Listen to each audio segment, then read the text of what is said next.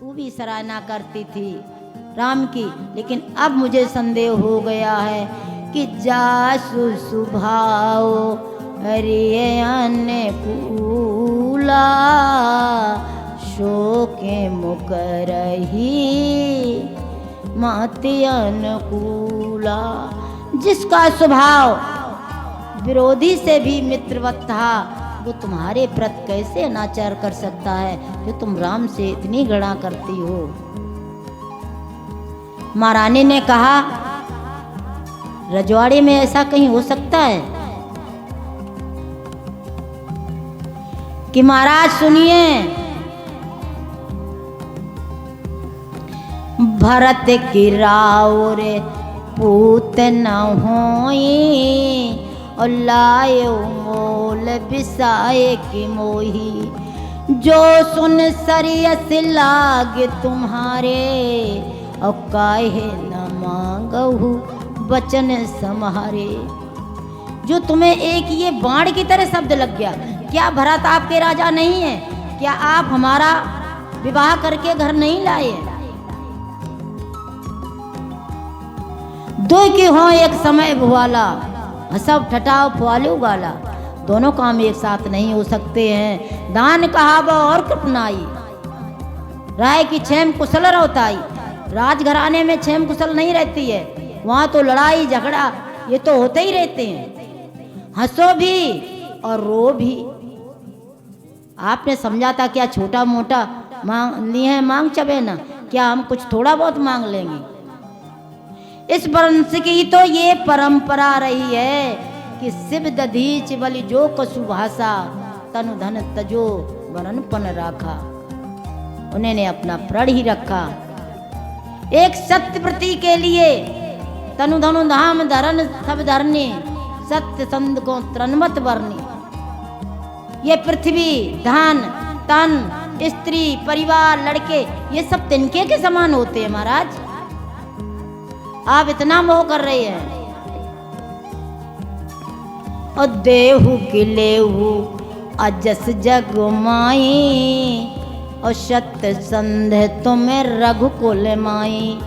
अगर नहीं देना है तो आप मना कर दीजिए। महाराज बड़ा दुखी हैं। महाराज कह रहे हैं पहला तो वरदान हमने दे दिया है, लेकिन महारानी राम को किसी तरह घर रखा जाए। जिए बार बिन बार जिए मीन बिन बार बिहीना और फन बिन फनक जिए दुखी। मछली बिना पानी के रह सकती है, सर्प जो है बिना मणि के जीवित रह सकता है, लेकिन मेरा जीवन राम के ही अधीन है।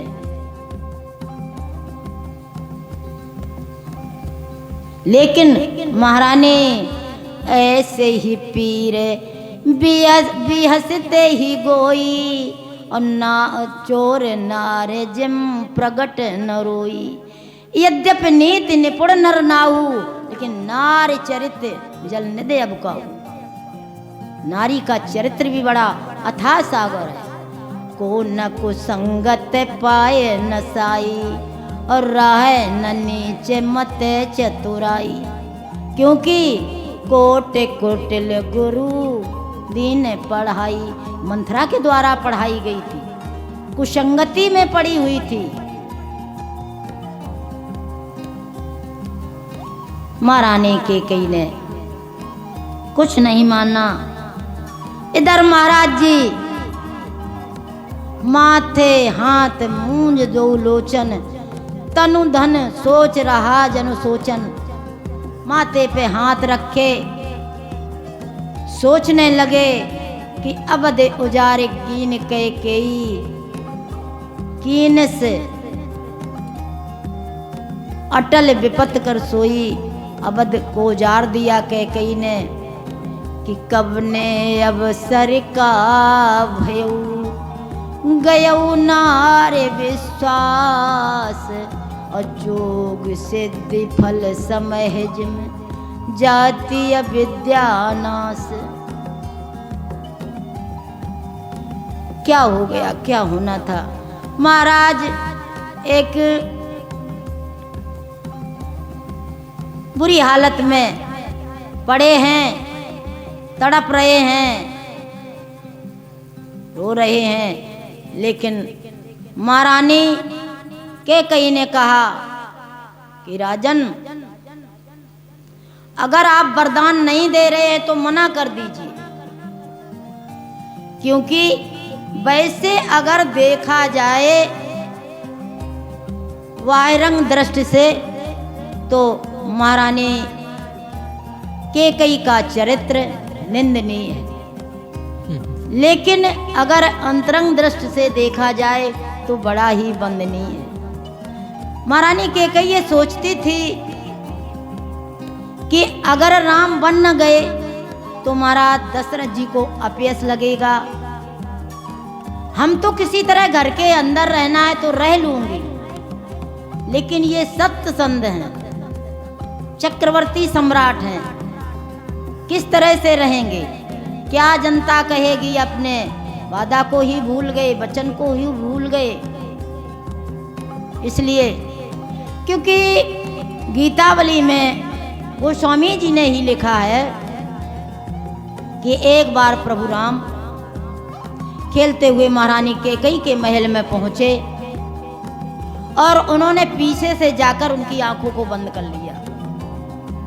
महारानी कैकेयी ने यह समझा, क्योंकि अक्सर राम जी माता कैकेयी के ही महल में रहते थे और कैकेयी को प्राणों से भी प्रिय थे, तो बहुत देर करती रही कि आंखें खोल लो। उन्होंने सोचा कि लक्ष्मण होगा, वही शरारती है, लेकिन जब नहीं खोले, उन्होंने कहा लखन खोल लो, नहीं खोले तो कैकेयी ने फिर अपने हाथ से ही उनको खोलना चाहा। राम जी ने कहा तब हम खोलेंगे जब हमारी बात के लिए आप ये कहें, त्रिवाचा भरें। तो भुजा छीन कैकेयी ने, भुजा छीन रघुनाथ कर, कैकेयी बोली बहन, और मांगोगे सो पाओगे, खोल दे नैन। कैकेयी ने हाथों को अलग किया और किया खोल दो, जो कुछ भी तुम्हें मांगना हम सब कुछ देंगे। राम जी ने खोल दिया। कैकेयी ने पूछा क्या मांगना है, बताओ, हमने तुमसे कहा 3 बेर कि हम देंगे देंगे देंगे। तो राम जी ने कहा था माता, मैं एक वीरांगना माता से याचना कर रहा हूं कि जब महाराज चक्रवर्ती जी हमारा राज्याभिषेक करने को तैयार हों तो तुम उनसे हमें वन का राज मांग लेना। पहले तो कैकेयी एकदम से स्तब्ध रह गई, लेकिन राम जी ने कहा कि माँ, मैं एक वीरांगना माता से अपनी याचना कर रहा हूँ। याचक खड़ा है भरत मात तेरे सामने, अयोध्या का नहीं मुझे बनकर आज चाहिए। तो कैकेयी ने पहले तो कहा कि समझ रखा है राम तुमने मेरे हृदय क्या वज्र का, तब तो कैकेयी अवध के योग न रह जाएगी। लेकिन बाद में जब राम जी ने ही समझाया कि तुम अपना कर्तव्य पूरा करो माँ, किस लिए तुम्हारा यहाँ अवतार हुआ है, तो कैकेयी ने कहा राम, मुझे कितना भी कष्ट पड़े। राम जी ने कहा यहाँ तक नौबत आ सकती है कि महाराज के प्राण भी जा सकते। इस बात को सुनकर के संसार में तुम्हारा नाम लेने वाला कोई नहीं रहेगा, इतना अपयश लगेगा।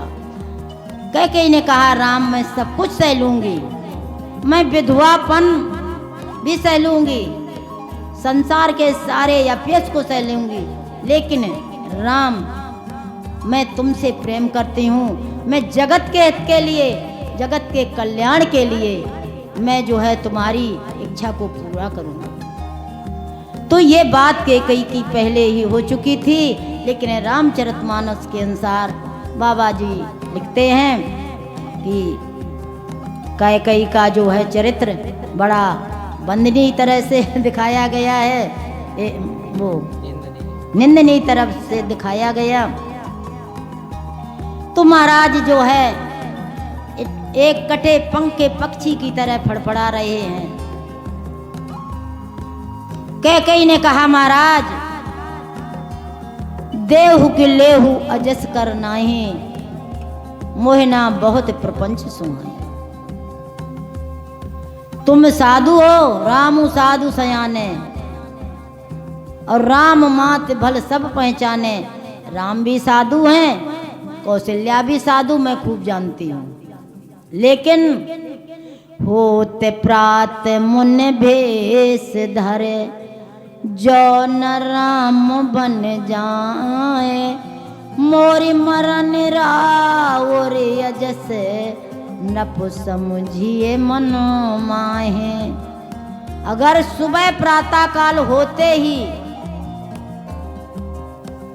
राम वन को नहीं गए तो ये समझ लेना मोर मरण और मेरा मरना हो जाएगा। मैं अपने प्राण दे दूंगी और आपको अपयश लगेगा, क्योंकि आप अपयश लेकर नहीं जी सकते, चक्रवर्ती सम्राट हैं। इतना कहकर महाराज बेहोश होकर के गिर पड़े और राम राम रट रहे हैं।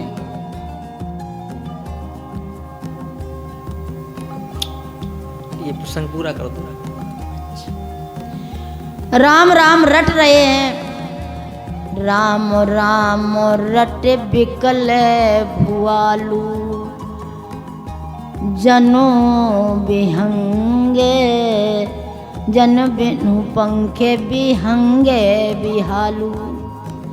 राम जी का नाम लेकर के मूर्छित पड़े हैं, राम राम रट रहे हैं, बेहोश हैं। इधर अयोध्या में जो सेनाइयां बज रही थीं, सुबह हो गया, सुबह के 8 बजने हैं। लोग सोच रहे हैं, बच्चे और युवा लोग सभी खुश हैं कि राम जी का राज्याभिषेक होगा। बहुत ही प्रिय है हमारे सखा।